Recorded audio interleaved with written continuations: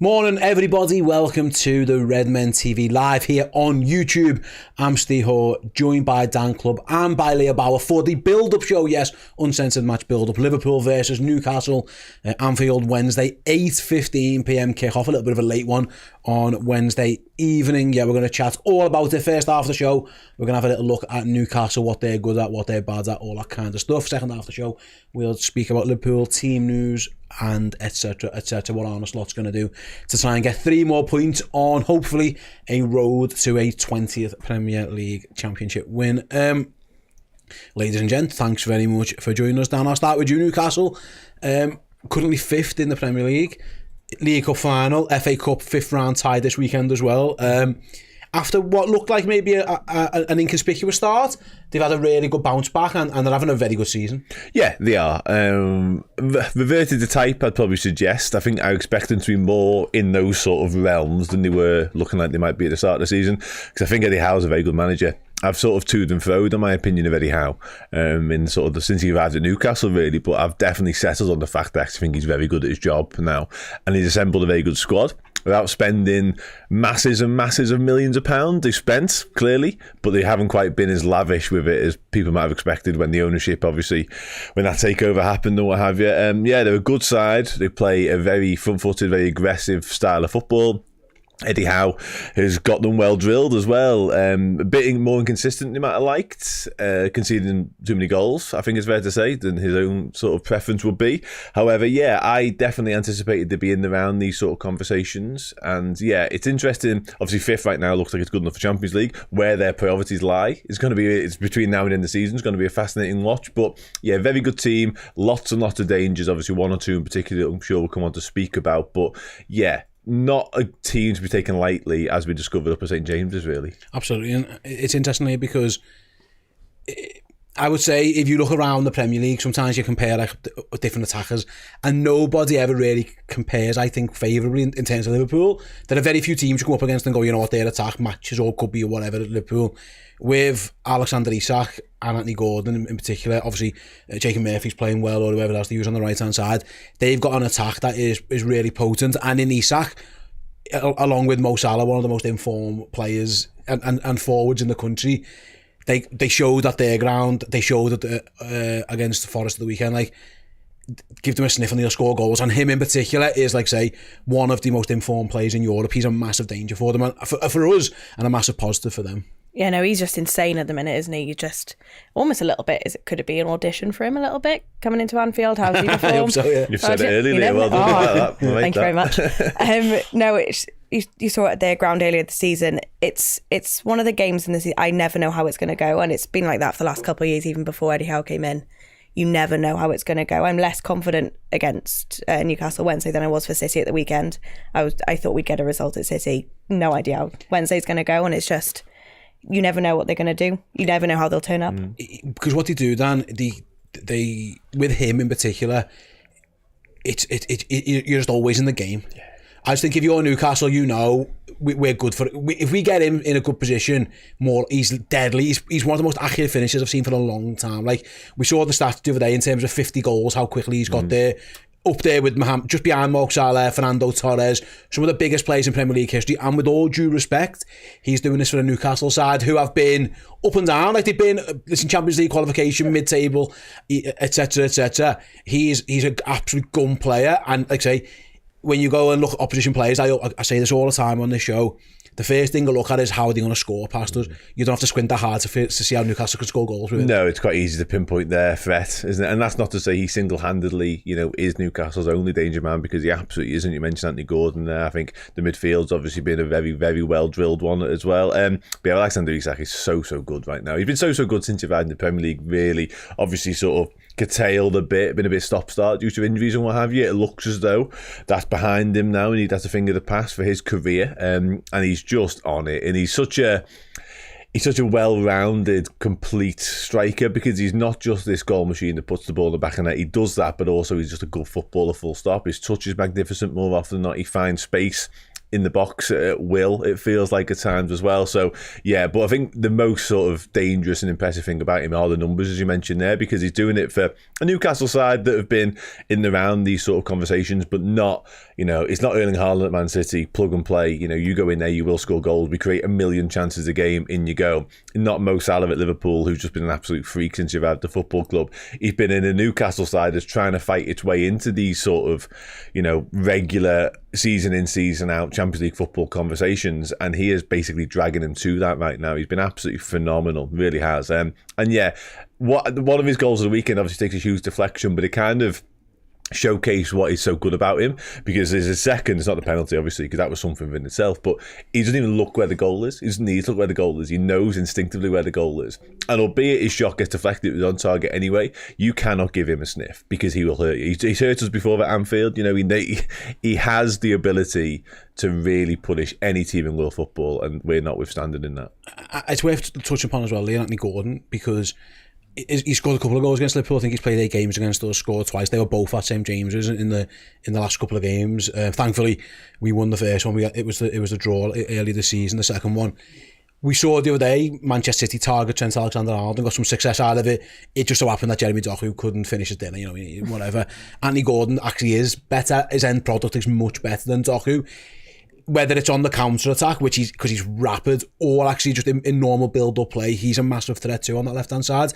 Another one that you've definitely got to keep an eye on, because, like I say, he'll have watched Doku v Alexander-Arnold and gone, you know what, I can do the same, and he'll back himself to do better if he does get past Alexander-Arnold as well. Yeah, definitely. It is a bit of a worry, because, like you said, he finishes. Doku didn't on the weekend, and it is a bit of a worry not knowing where Trent's head is at the minute, knowing he is a bit susceptible to a little bit more pressure. So, and as well, like Gordon and Isak, that partnership, who knows where it's going to go from that. It's just, yeah. They're fantastic. They really are. I'm a big fan of them. Hopefully they don't turn up this weekend, but they're a very good team. There's a reason why they're fighting for Champions League football again. Like I say, in a final, we'll see them there in a few weeks, of course. You mentioned the midfield before, Dan. There's Eddie Howe spoke today that they might get Joe Linton back as well, which would be a huge positive for them. Tonali's been in and out a little bit as well with the hamstring. They've been managing him. Do you think he'll be okay? Yeah. That midfield three of Guimaraes, Tonali, Joe Linton, a lot of their success comes off that. It's strange because they remind me a little bit, not as good, bear in mind, of like Liverpool, Jurgen Klopp midfields. Good players, but their job is to work their bollocks off and get stuck in and win the ball, and then add that little bit of quality and free the forwards in front of them. It's eerily similar. It'll be a massive boost for them if Joe Linton can play, because, like I say, they have missed them a little bit. But that's a very good midfield three if it is that. No, it is, yeah. And Joe Linton's sort of the success story of Eddie Howe at Newcastle, isn't he, really? Because he was a misfiring, couldn't find a striker who a flop, really, let's have it right. And he's transformed him into the central midfield absolute powerhouse who's now, integral and central to what they do as a football team. And yeah, it is. It's a very industrious midfield. It's a very physical midfield, I think it's fair to say, but it's got quality within it as well. Tonali's probably the focal point of that, I would say. I think Bruno Guimaraes has definitely got elements of that to his game, and likewise Joe Linton too. So often games are won and lost in the midfield, of course they are, and this one will be absolutely no different. Our midfield shift has been a fascinating one. Obviously, we've gone away a little bit from that physicality. Obviously, Szoboszlai will run until he can't run anymore, and likewise, McAllister's always up for some dirty work. Gravenberch's a slightly different mould, but yeah, we'll have to match them physically in there, because the fulcrum of football matches is in the middle of the park, and this one will be no different. And Newcastle will test us and examine our midfield department like not a lot of teams in this Premier League can, I think it's fair to say. We've seen Man City the weekend, it was a bit of a legends game in there with Kevin De Bruyne and Gundogan, wasn't it? We just overran them, we tormented them a little bit. That won't be the case on Wednesday. I suppose, well, Leah, if you're looking maybe negative from a Newcastle point of view, they have struggled defensively. They've missed Sven Botman. Again, he might be back. Eddie Howe said today they're pushing that one. If I'm them, I wouldn't risk that. I'd be taking extra care with that guy because he's so important. But, City, did they go to the Etihad and get fired past them by, listen, what we know now is a Manchester City side that are struggling a little bit. Nottingham Forest scored 3 past them. I understood they made changes. Birmingham City scored 2 past them. Fulham scored 2 past them earlier this month as well. They haven't kept a clean sheet in the league since January. They got 1, of course, in the second leg of the League Cup semi-final against Arsenal. you can score goals against Newcastle, I think it's fair to say. They're not like as watertight. I thought when they qualified for the Champions League, it was based on their defence, really. A couple of seasons ago, this Newcastle's not that. They are definitely susceptible to getting goals scored against them. Like I say, they conceded 7 in the last 2 Premier League games. Yeah, it sort of reminded me of like a couple of seasons ago where like, we'd score 3, 4, but we'd still be conceding loads with it. They're so susceptible to leaking goals. And like you said, Sven Botman, with their fixtures coming up, you're in cups, you're pushing for Champions League. Why would you bring him back that early? When you go into Anfield, it's going to be a tough game. It's a little bit of, give your best, but it's a little like cut your losses a little bit. You don't take the risks, no, I agree. It feels a bit stupid to be bringing him back that early where, it's not in your the tie's not in your favour anyway. He's been back once before anyway, hasn't he? Yeah. He got re-injured after coming back, so they're even more. How said today that he's pushing. I was like, I'm saying this from a Liverpool point of view. I hope he doesn't play because he's really good. Yeah. If I'm them, why take the risk now? It's not. You could lose at Anfield. Their record against Liverpool in terms of wins, they haven't won for a long time. So if I'm them, but we'll see how they go. But like I say, the Forest game was interesting, Dan, that they conceded a very poor first goal. A game from a bit of a mistake, to be fair. I think Murphy gives the ball away, and Nick Pope, who's back in goal, had a bit of a stinker for that one. But Livramento, Shaw, Bairn, Hall, it looks good on paper, but it's not performing that well in terms of, like I say, City, with all due respect, aren't the same Man City that they've always been, and they battered Newcastle. Yeah, I think you saw the best and worst of Newcastle in that game at the weekend, to be honest, against Forest. First 45 minutes, they were absolutely firing on all cylinders, looked absolutely unstoppable. And all of a sudden, second half, for whatever reason, maybe Forest just grew into the game, whether Newcastle switched off, maybe a bit of complacency crept in, I don't know. But yeah, they were really hanging on for dear life towards the back end of it. And the back four you mentioned there, it's a good back four. I really like Lewis Hall. I think he's a very attack-minded fullback. I don't think defensively he's quite as solid as you'd like from your fullback, personally. That, obviously, Mo Salah battle will be an interesting one, because that could be a battle we see again in a few weeks' time, come Carabao Cup final time. So if Mo Salah can have a bit of a field day and really make his life proper difficult, that bodes well for what's to come thereafter. I think Livramento's in a similar boat. They've got, obviously, a toss-up between him and Kieran Trippier right now. I think Trippier should be him. I think it's Livramento, yeah, I do. I think Trippier, obviously, quality on the ball and certainly from sort of set plays and what have you is way beyond what Livramento can offer. But yeah, I think in terms of your all-round full-back position, that probably is him. But yeah, they can see goals. And I think that's in part due to the personnel. I think it's in part due to the way Eddie Howe wants his teams to play. But yeah, I mentioned it earlier on, he won't be happy with just how leaky they've been of late, and that should be something, especially at home. We've obviously been scoring relatively freely at Anfield this season. That should be an area we look to really get at. Yeah, they conceded 36 goals in 26 Premier League games. I think you'd fancy your chances. I'm just going to look back actually to the year they finished 4th place.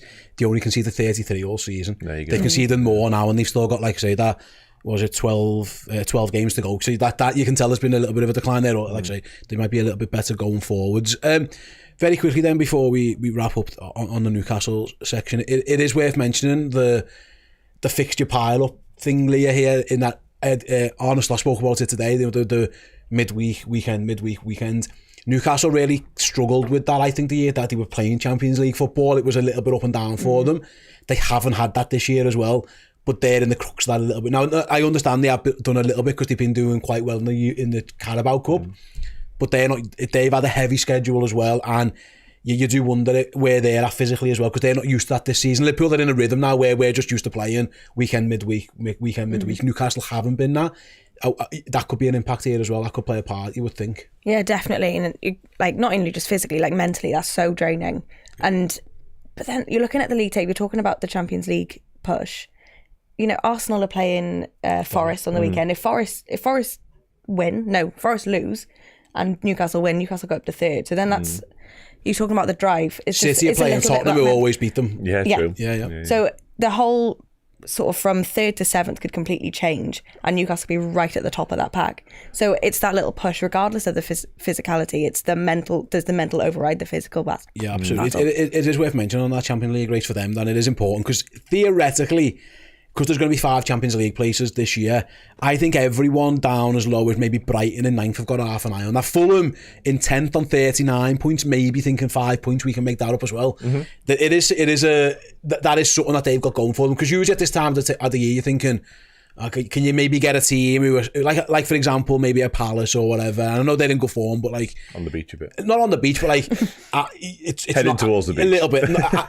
You're not going to get relegated, but you're not going to qualify for Europe. This Champions League race now, it looks like it might be the story of the end of the season. I'd like to hope that Liverpool should win the Premier League title from here. Yeah. The bottom three look like they're all going down. That place for Champions League European football, and they're bang in the middle of it. No, absolutely they are. Yeah, and that will definitely be, within their line of sight. That'll be amongst their aspirations between now and the end of the campaign. I think domestic cup success, whether it be hopefully not in the Carabao Cup, but the FA Cup, will also be high on the priority list because of how long it's been since Newcastle won anything, which sounds disrespectful. It's not meant to be. But no, I think the Champions League will be imperative, actually, not just in terms of the players and sort of the fans will want that. Of course, Eddie Howe will want that. But what it means moving forward, to sort of circle around back to Leah's point earlier on, like keeping all the best players. We've seen how much of a struggle that was last summer. And that was a lot of that with PSR related. But all of a sudden, you try explaining to Alexander Isak, Anthony Gordon, Bruno Guimaraes might be in this conversation as well. Tonali, who knows? We haven't got Champions League football. It's Europa League again for us, or it's Europa Conference League. That's how tight it is. The drop down happens quickly overnight if you don't win a couple of games of footy. So, yeah, it's really, really important for them to be in amongst that fifth place battle come the end of the campaign. I think they will be, to be honest with you, regardless of what happens tomorrow night. I think the inconsistencies will continue to be inconsistencies for all of them clubs that we've just mentioned. And Newcastle probably, in Alexander Isak in particular, I mean, to keep him fit, they will probably make it because goals will just drive them to that. And regardless of how leaky they've been, and they've had a couple of injury problems creeping in, they haven't really settled on a keeper for a while. They've sort of chopped and changed between Dubravka and Pope, haven't they? But if Isak's on the pitch, they've given themselves a hell of a chance. Yeah, absolutely. And maybe a little taster ahead of the League Cup final in a couple of weeks as well. I don't know if that plays any part whatsoever. Right, then we're going to go to a quick break, after which we will be speaking about Liverpool team news. Does the manager need to refresh it? All that good stuff. We'll go into that break with a little trivia question. You guys get your thinking hats on. Everyone live on YouTube as well. So in January 2024, Liverpool beat Newcastle 4-2 at Anfield. Mo Salah scored 2. Cody Gakpo scored. Who scored Liverpool's other goal in that game? That's your trivia question. We'll be back with the answer and a little look ahead at Liverpool's team news after this quick break. See you in a minute. Hey everyone, in December we give away a shirt signed by Kenny Dalglish. In January we give a shirt signed by Ian Callaghan away. Well, it's February and we've got another signed shirt to give to one of our wonderful Redmen Plus Legend subscribers. This time it is signed by not one but two icons of the football club. This is a Rome 1984 shirt signed by two of the men who won the European Cup for Liverpool on that day. You've got Ronnie Whelan and you've got spaghetti legs himself, Bruce Grobbelaar. If you want to be in the draw to win this, simply go to redmenplus.com. Join us as a legend subscriber. Get access to all of our amazing extra content in video and in podcast forms. And yeah, you get loads of perks. You get access to the Discord. You get free merchandise. You get discounted merchandise as well. But if you do it today, by the end of February, you'll be in the draw to win this signed shirt. Ronnie Whelan, Bruce Grobbelaar. Get yourselves involved right now. Yes, welcome back. In that break there, you've been struggling. So the question was, Liverpool beat Newcastle 4-2 at Anfield in January 2024. Goals from Cody Gakpo. Mo Salah got 2. Who got the other one? It's mad that sometimes things just go out your mind. Everyone remembers like the Jota win and the penalty and a few other moments from that game. I can tell you loads of stuff about previous Liverpool-Newcastle games. The Trent Worldie, we spoke about Fabio Carvalho's late winner. We talked about Matarendo's goal against Fulham for no reason whatsoever. The conversation all really intelligent, good memories of Liverpool past, but that goal in particular was evaporated. Oh, I will. I'm not bothered. Yeah, I'll say I'm going to go Darwin. Let's say Darwin. Okay. I'll go McAllister. No. Oh. Quirks in the chat got it right. Go on. Curtis Jones scored the second goal in that game. Liverpool scored actually in that game in the 49th. Then Alex Isak equalised in the 54th. And then we went bang, bang, Jones and Gakpo very quickly. Botman scores and then Salah scored the penalty. It was a very back and forth game. They often are. I was about to say. Classic. Interest, the last two times these teams have played Premier League games, there have been 6 goals scored in both games. A 4-2 and a 3-3. So, goals are plenty is what's been happening recently. Dan, goals are plenty is Liverpool's motto at this moment in time. So, let's talk about Liverpool's team news. The manager's ruled out Conor Bradley for a couple of weeks. Obviously, we know Joe Gomez is unavailable probably until late in the season, if at all. We won't be seeing Joe at any point soon anyway. The good news is he confirmed Alexis is fine. He's fine with a bit of a shiner after someone landed on his head. So the question before we even go into specifics is, I'm trying to think, 5th game in 15 days. This is the end of that little run. Yeah. Big effort at the weekend. We saw some lads like Dom Szoboszlai, for example, laying on the floor. Trent couldn't move after that win. How much do you think he is going to freshen it up? How much do you think he wants to? Or is he going to go one more time and then you have your break? I think in an ideal world, he goes one more time and then you have your break. And that's kind of my thinking going into it. It's fair to say a lot of this team selection will be data-driven, sports science team-led, I think it's fair to say, because there could well be one or two, Dom Szoboszlai is probably top of that list, who just simply can't go again. Like, it wouldn't shock me at all if he was, on the bench for an hour and then got 30 minutes into his legs. I do think it's important to get minutes into them, to keep them ticking over, because all of a sudden you get 9-10 days without playing before you come to PSG, you know what I mean? So I do think minutes in legs will be a factor here. However, for one or two of them, again, particularly Dom Szoboszlai, it might be too many minutes in the legs. I think Arne Slot will walk into whatever meeting he goes into with the medical department and be like, right, I really want these lads to go out there, this particular 12, 13, let's pick from that. And he might have to say, he can't, he's too close to the red line, whatever. But I think Arne Slot's mantra, Arne Slot's approach will be one more big effort, 3 more points, build on the momentum from the weekend. Obviously, that result going forwards, then us doing the business at Man City. What can we do in terms of bouncing into what is a weekend off, give them their break there, and then back into the Champions League action? Yeah, I suppose he did say today, Leah, he was asked about it and he said the players are used to this, they're fine. He's not worried. He said the reason I give them pretty much all Plymouth off was this. I knew this was going to be intense and we had to get them ready for it. And so far, they've come through it. Yeah, I don't think Liverpool have looked particularly fatigued in any of the games, really. At the end of City, they were on their legs, but other than that, it's been all right for them. So we'll see. The main question, because usually I go through the team here and who's going to play midfield, who's going to play up front. I think the first question has to be, is he going to pick a striker? Because in the last 2 Premier League games, what you say the 4 midfielders he really likes and trusts to start games, he hasn't really done that with the others, specifically Endo and Harvey Elliott. He played all 4 of them in both games. Do you see him going back to a normal, more conventional 4-3-3, or do you think he's going to go one more time with all 4 of them? Because that's the first question before we even get to who's in the team. I could see him maybe doing it one last time. Okay. I think it's starting to click now. It's starting to work, and it's a little bit like, can it work one last time? And then it's a long-term plan. Is that a sustainable thing going like after this bit of break, and then do we carry on with that system for the end of the season? But I think it's the last roll of the dice. Does it still work? Or was it not a one-off, but It's interesting, isn't it? Because if you want to rest players, they're the only ones he likes, and he's played all of them. And obviously, like some of them have been taken off, obviously at different times. You saw Endo come on the other day, for example. He has swapped and changed a little bit. Can you do it at home? Because they were both away. It's worth mentioning they're both away games. When we play Wolves at home, he goes back and he has Diaz on the left and he starts with a striker, doesn't he, in Diogo Jota. So is that an away fixture thing against a good team away from home kind of thing? My guess would be actually I think he probably should go back to playing a striker and play 3 of those midfielders and leave one on the bench who then comes on. That's the way I would think he should go, but we don't know. No, we don't know. No, and any sort of preconceived ideas we had of what Arne Slot wants to do have kind of been blown up in the past week or so, haven't they, by what he's been able to do with his squad and the slightly different quirks in the system, what have you, Villa Park and obviously the Etihad the weekend. I would pick a recognised striker for this one, personally. I just would. I think we've had joy with recognised strikers against Newcastle. Generally, we just spoke a moment ago about some success we had. Darwin Núñez obviously got a decent track record against these, good memories of playing against these as well. But yeah, I think the system dictates that, and I think also the minutes in the legs dictate that, to come back to that point a moment ago. You're right about the rhythm. Obviously, these players are very well versed and very well accustomed to doing this now. However, there still comes a tipping point for any footballer whereby you have just ran that one step too many. And I think asking all 4 of his clearly preferred midfielders to put in another hour and beyond feels like a stretch to me right now, despite the weekend off we've got coming up. So yeah, I would be going back to a more conventional 4-2-3-1, 4-3-3, however you want to look at it, really. God forbid anyone says that to Arne Slot. But yeah, I think it would be a better pick to choose 3 of the 4 midfielders that he likes, and maybe you could do something there with Curtis and Dom Szoboszlai. We'll come on to that, obviously. Okay, let's work on that premise, because I think I agree. We might get this completely wrong, but we're going to probably work on that for now. We'll see how we go.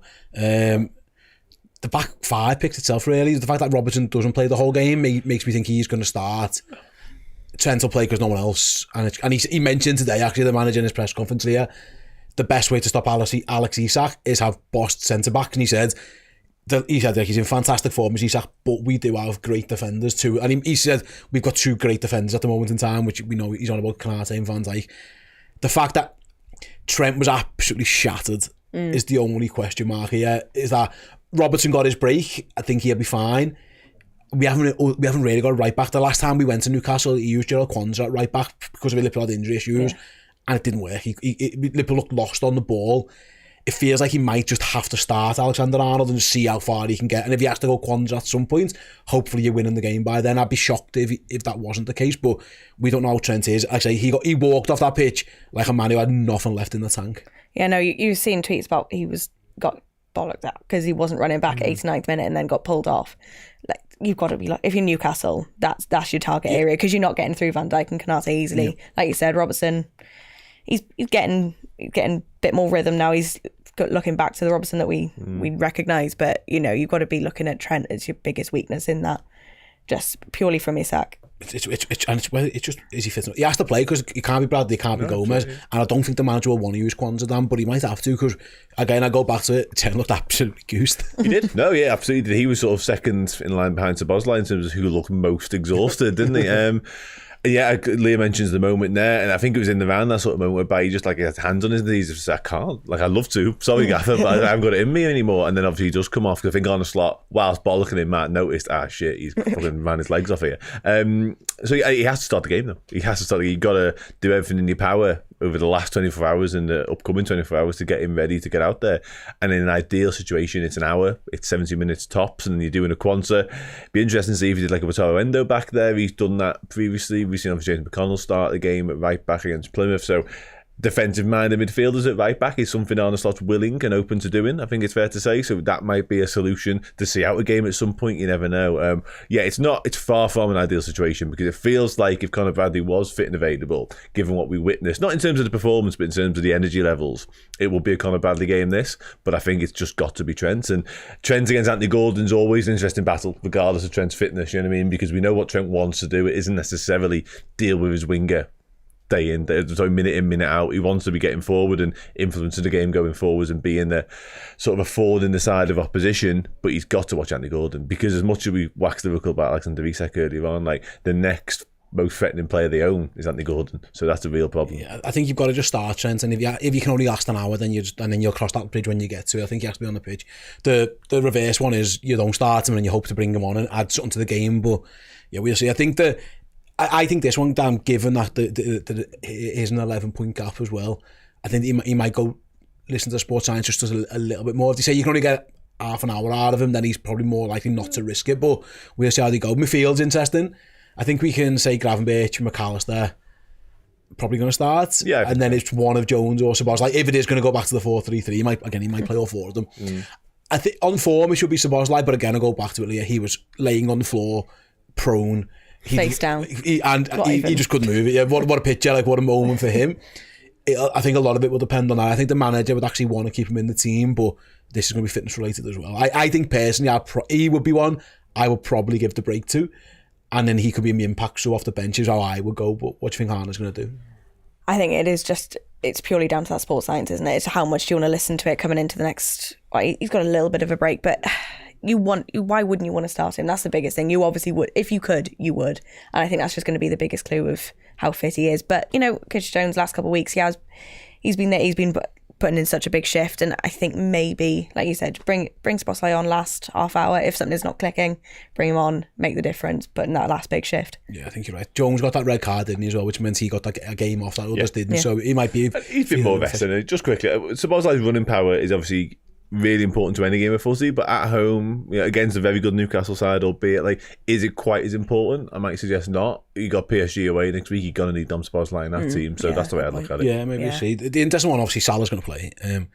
Gakpo's, maybe. I'll hazard a guess that Mo's on the hunt for the Ballon d'Or and every single record known to man. This is where it gets interesting now, Dan. Gakpo is fit and available again.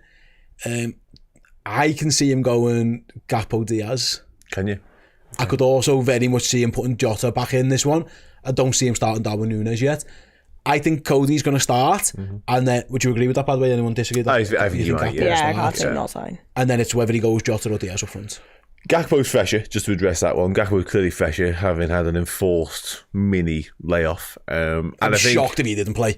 Well, yeah, the minutes, obviously the mini rest, if it is a rest while you're doing a little bit of rehab and recovery, obviously, is one thing. But actually, prior to his problem in the derby, he was just the informed left winger, wasn't he? The one on scores every time he plays on Anfield. Yeah, the one on slot put all his trust into him, and rightfully so, based on his form. He absolutely merits that level of trust as well. In terms of centre forwards, there is a lot of me that would like to see Darwin Núñez. I know people are going to be screaming at their screens right now, but there just is. I do think it'd be Jota. I really do. I want to see Jota be Jota, actually, to be honest with you. And it's been quite telling, as much as, we can discuss the tactical masterclass of Arne Slot at the weekend, and I believe it was that, clearly. But a lot of me sort of inwardly thinks if he had a centre forward, a 9 that he properly trusted and one that he knew could do everything he wanted in that position, would he just be playing a different way entirely? Like, would he just be going with a normal 4-2-3-1, 4-3-3, whatever, and the 9 would just be the guy? He hasn't really got that right now, so he's having to make up different formations and different ways of skin the cat, if you like. So it's a really interesting watch, and it will be until the summer and beyond, probably. But yeah, I think for this one, I would just be in favour of Jota, but Jota needs to perform, because I don't think he has. Honestly, I don't think he has for a while. I was going to say, since coming back, he's not hit the ground running. He's not, like you saw against Villa, of all of those chances, Núñez took most of the heat from that, but Jota was missing just as many. And I really don't think enough was shown on that. And that's, it's unfair to call him a one-trick pony. That's a step too far. But that's his currency. I've said it a million times. His currency is goals, Diogo Jota. You've got to be that if you're going to play. And he hasn't been of late. It's interesting. I think I would go Jota too, because I think this is a game where I always think if the other team, you think they've got goals in them and you might have to outgun them. Yeah, it's true. Then maybe you get what you consider your 3 best goal scorers on the pitch, and that should be Salah, Jota, Gakpo. In terms of your forwards, I'm so excited to see Gakpo back. I think Diaz did a really good job actually the weekend, Leah. More so defensively, actually. Yeah. He really worked his socks off, and again, he was the outball, and it didn't always work. Sometimes he got up there and it worked or it didn't. Salah was just like a genius, like playing on another planet. It just feels like Gakpo, though, being there just offers you're more like confident that actually there's another goal in this. I like Luis Diaz, but I wouldn't describe at this moment in time as like a massive goal threat. He's got one this season. Well, sorry, since the turn of the year. Yeah. Gakpo was scoring every single week at Anfield before he got injured. It feels like that could be the deciding factor there. Is that actually, although he's only just coming back from injury, he'll fancy his chances against the Newcastle back four that have left 7 in the last 2 games. Like, I think if you strip the goals away from both Gakpo and Diaz, they put in very similar work rates, very similar workforce kind of players, and from like I said, stripping the goals back, very similar efforts going into it, and then you just add Gakpo in, and every time he's on the ball, every time he comes in off the left, he's often got a goal in him. So that's just where you're balancing it against. And in a game like you said against Newcastle, you need those goals, because you never know where Newcastle are going to come from. You never know what they're going to do. Yeah. You just need to get those goals in, and that's your biggest security in a game like this. Absolutely agree. Again, you wouldn't bank on a clean sheet, so you get the goal scorers in there. And yeah, we'll see what he does centre forward. I think I will go Jota as well. I think he's going to select Luis Diaz as a 9, but I think I would select Diogo Jota then. Yeah, again, it comes back to sort of the horses for courses, if you like. It's a fascinating watch, the Diaz 9, false 9, 9.5, how everyone describe it. It's had its up moments, clearly. Bayer Leverkusen was a massive shining example of that. There's been games since then where we've looked particularly effective as an attacking line. Obviously, it's been Salah and Gakpo sort of grabbing the headlines when it comes to actual output and actual numbers. Diaz has been facilitating a little bit. I like, and I think we've lacked all too often, proper box occupation, and I think we missed it at Brentford in particular. It's always the game I hark back to, because Diaz did a job. We introduced Darwin Núñez for all his faults, and there's dozens of them, let's have it right. He's just a guy in the box that is in the right place at the right time. That's Diogo Jota in a nutshell as well. I think this is a game, you said it earlier on, Steve, you hit the nail on the head for me, whereby Newcastle are such a big threat in terms of what they've got, in terms of the firepower, in terms of the final third. We want our most lethal players on the pitch, and right now that's Cody Gakpo, pre-injury was absolutely on fire. Mo Salah on another planet right now, like mind-blowing numbers.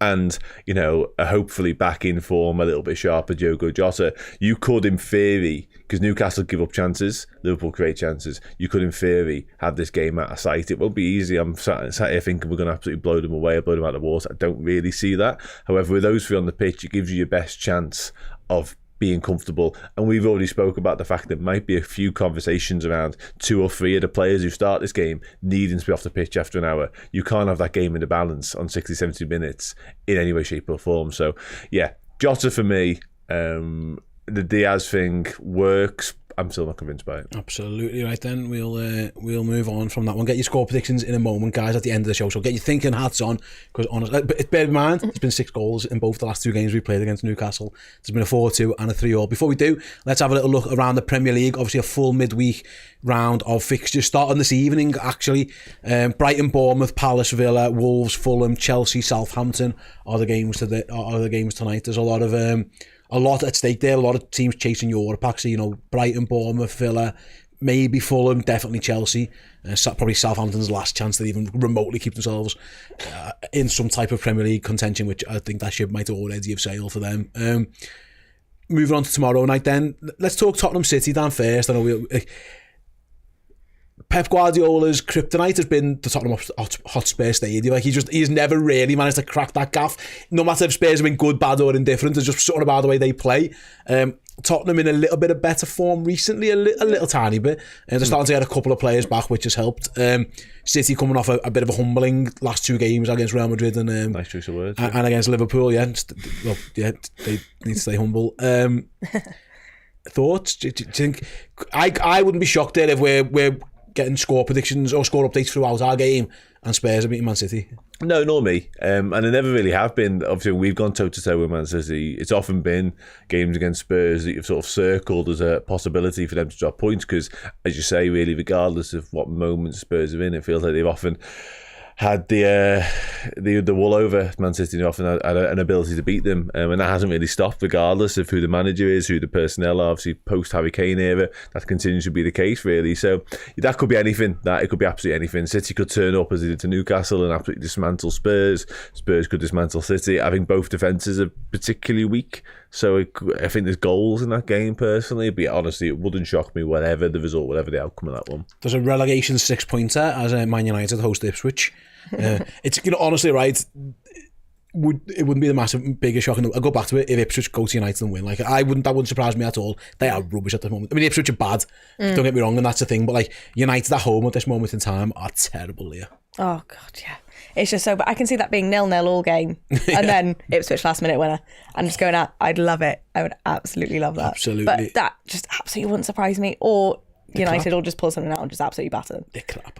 They are crap. They are bad. They are crap. Both of them are pretty bad, but yeah, Man United. Ipswich just scored, Liam Delap scored. Okay. Yeah, Ipswich are so bad. Forest Arsenal's interesting, Dan, because just a bit, yeah. Because when we were looking at the whole before this weekend, it was mad. And if you were an Arsenal fan, you were optimistic. If Liverpool drop points at City, then they get Newcastle, who they've been in battles with recently. If we can beat West Ham, and then we can go to Forest and maybe get something after they won at Leicester. Now I think there's a lot of Arsenal fans from what I've seen and heard around. I must admit that they consume a lot of Arsenal content.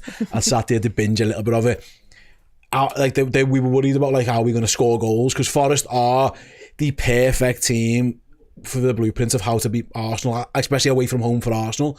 Sit back, soak it up, hit them on the break. Now Newcastle, they put 4 past Nottingham Forest. They're not as watertight, but that isn't that's a tough game. If Arsenal, I'll be honest, I've been saying it for a while, I think Liverpool are probably going to be Premier League champions now. Yeah.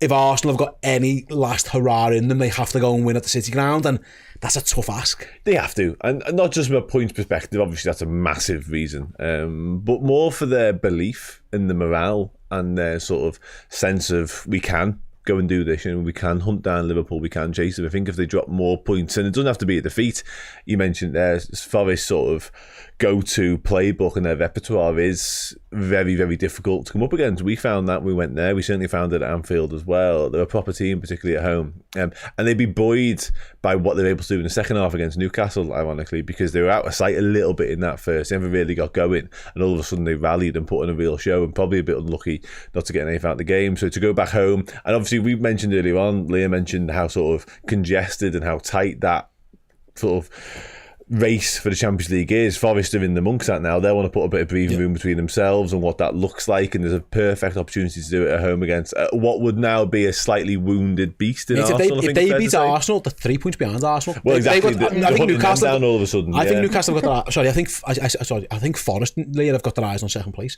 I think they're genuinely eyeing up second place. Yeah, that's why I think at the end of that Newcastle game, you saw they were devastated because they know that what they're getting up next is an Arsenal side with no striker at their ground. Like I think that place is going to be rocking on Wednesday night. We found it tough there, Forest, and we're the most potent attack in Europe, or one of, and we really struggled. I think if Forest are on their A game, I wouldn't be surprised if that gap's bigger than 11 points by the end of this evening, because that's one that you'd be banking on maybe Arsenal dropping a couple more. Yeah, and I think if you're looking from a Forest perspective, they've taken 4 points off us this season. You know, it's the nightmare of the Slot's nightmare is still going. Yeah. So why wouldn't you be chasing second? Like, you can talk about Champions League, you can talk about being comfortable, but second's right there. Why would you not be chasing Arsenal down? You know that's your biggest opportunity to do it. They're going to be hungry, and I honestly, I do back Forest to do something. I really do. Just quickly on that, like, obviously Arsenal, now they've obviously got no, recognised centre forwards. A lot of their sort of game, we often joke about how set piece dominant they were, and they were. That's even more the case now. Obviously, we went with Mikel Merino up top, who's like a big physical defensive midfielder. Forest will lap that up. If he plays him up front, Murillo and Milenkovic will they'll be rubbing their hands together. I said, I can't just go and find a under 21 striker, or he sold the best one. Yeah, United. Yeah. Or go and throw. But I know he's rubbish, but like put Trossard up front and Racine. Do something different. Putting him up front, that's a last throw of the dice. You don't start games with that. Not against them either. Well, West Ham found it easy. And Forest are miles better defensively than West Ham. The ball magnet, we discovered this. We spent a bit of that game at their place. Aimless might be a stretch, but whatever. It crossed into the box. And Milenkovic and Miller were like, oh, that's what it sounds. We'll deal with that all day. They let Luis Diaz drift into mad spaces and say, you go over there, my mate, and we're going to wait here. When the ball comes, we'll be here to clear. Murillo, I think I'm right in saying, had a silly number of clearances. Like, he's a proper ball magnet. If Arsenal are going to go big man up top with Merino, let's see what we can get in the round at set pieces. I think Forest will be made up. Do you think Arsenal are going to win that one? No. How do I? Do you think Liverpool are going to win, Don? Yeah. Score prediction for that 3-1 Liverpool. 3-1 to the Reds, Leah. Oh, yeah, I was going to say 3-1 as well, yeah. 3-1 to the Reds, okay, yeah, I'll go with that. I think I like that. Isak will score, Salah will score. Yeah. And normal service. I think the gap is going to be, let's see, let me do my maths. We're going to win. I think they draw. And they draw. So that's 12, what's that, 13 points? 13 points. 13 points. I think that's what's going to happen as well. But you never know. Football's football, and you've got to go and win the games. Everyone's crowning Liverpool so far, and I understand it, but there's, like Arne Slot said today, there's still 11 Premier League games to be won. Liverpool have got to go and start doing that, or get those points on the board as soon as they can. Right then, before we go, very quick message. We are running a 3 month of Redmen Plus for you wonderful people who tune in to the Uncensored Match Build-Up each and every week. If you want even more content surrounding Liverpool Football Club, including the Bias Football Podcast, JNO Insight, tomorrow after the game we'll have the Player Ratings Podcast as well. That is all available for our Redmen Plus subscribers. If you want to try it out for free for an entire month, just go to redmenplus.com, join us as a monthly captain subscriber, and if you use the promo code UMBU for the show, UMBU, you'll get your first month completely free. So go and check it out. Won't cost you a penny. If you like it and stay with us, fantastic. If you cancel it within any time in that first month, then you won't be charged at any time going forward. So you'll just lose the access to the amazing content in the next month. So that includes, of course, speaking of Newcastle, all the builds-up and reaction to what is going to be a fantastic League Cup final, as well as the game tomorrow and everything else in between. So get yourselves involved. Won't cost you a penny. Go and check it all out. Watch them in videos or listen to them as podcasts. It is all there for you. With that being said, thanks to Dan, thanks to Leah, thanks for you guys. Do come and join us for the watch along for the game tomorrow evening as well. The game kicks off at 8:15. So by my calculations, Dan, we're going live at around 5 to 7. Is that right? It's an hour and 20 minutes before kickoff. So we'll be live on YouTube an hour and 20 minutes before the game kicks off. So like I say, 5 to 7 UK time. Do come and join us for that. And yeah, we'll see you all for the game. Take care, everyone.